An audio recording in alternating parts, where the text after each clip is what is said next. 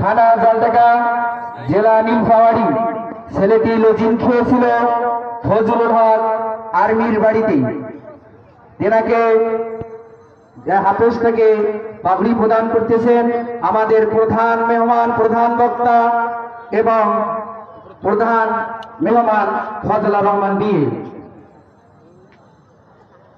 এরপরে আরেকটি ছেলেকে পাগড়ি প্রদান করা হবে, হাফেজ মোহাম্মদ সাজ্জাদ আল সিফাত, পিতা মোহাম্মদ মকসুদুল ইসলাম, থানা কিশোরগঞ্জ, জেলা নীলফামারী, গ্রাম বড়ভিটা ডাঙ্গাপাড়া। ছেলেটি লজিং খেয়েছিল তার নানার বাড়িতে। তার নাম হলো মোহাম্মদ শহীদ উদ্দিন।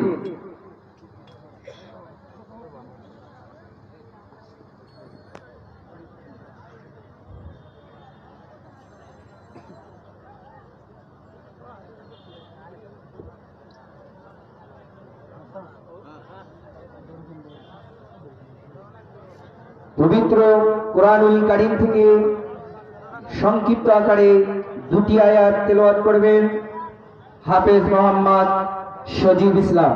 হাফেজ মোহাম্মদ সজীব ইসলাম। আসসালামু আলাইকুম ওয়া রাহমাতুল্লাহি ওয়া বারাকাতুহু।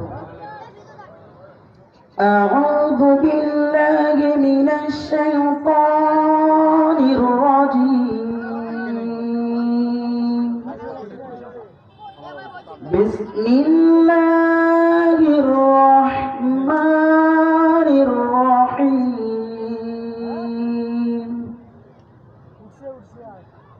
আল্লাহু ইয়াসতাফি মিনাল মালাইকাতি রুসুলান ওয়া মিনান নাস।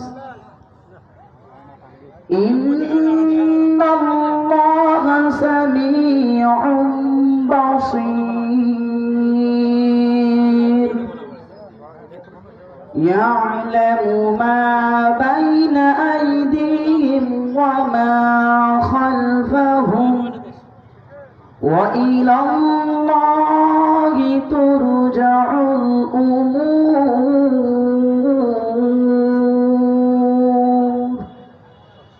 সাদাকাল্লাহুল আযীম।